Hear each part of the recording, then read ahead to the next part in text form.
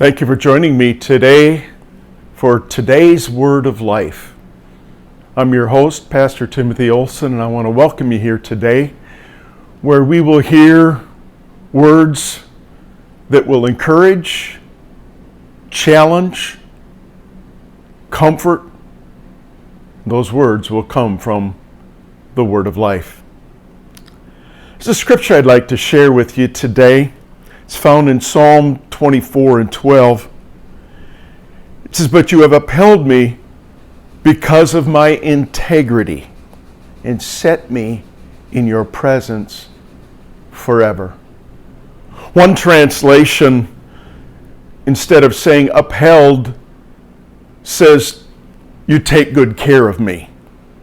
I want you to pay attention here that God's care for David wasn't because David was good. It wasn't because David was obedient. It was because David was a man of integrity.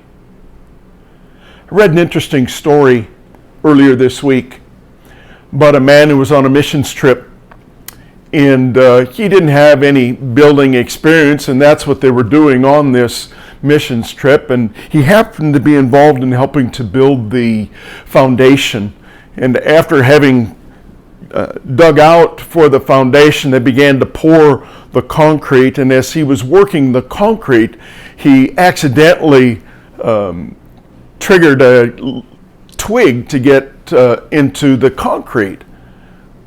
All of a sudden you heard this booming voice say, "Pull that out of there." Well, he didn't understand what the importance of it was, but it was obviously important to somebody, so he pulled that twig out, and the man later explained to him why he told him to take that little twig out of the concrete.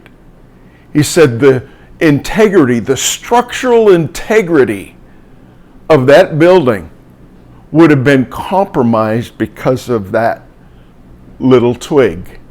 It would have caused over time damage to the foundation, and unchecked, unremedied, it would eventually have catastrophic effects on the building. Integrity. In Proverbs 20 and verse 7, it says, "The just man, he walks in his integrity, and his children are blessed after him." You see, a man's integrity is the legacy that he leaves for his children. What kind of legacy are we leaving our kids? Read a story about a man in Michigan that was outfitting his man cave, and he purchased a couch, and something felt really odd in the cushions of that couch, and his daughter eventually decides to unzip the cushion to discover there was $43,170 in that couch. They had purchased that couch secondhand, and the man just didn't feel right keeping $43,170. He ended up returning that money to the person who had donated that couch to the secondhand store. What I want you to understand is the inheritance that you and I leave behind is integrity, not our wealth. Thank you for joining me today for today's Word of Life.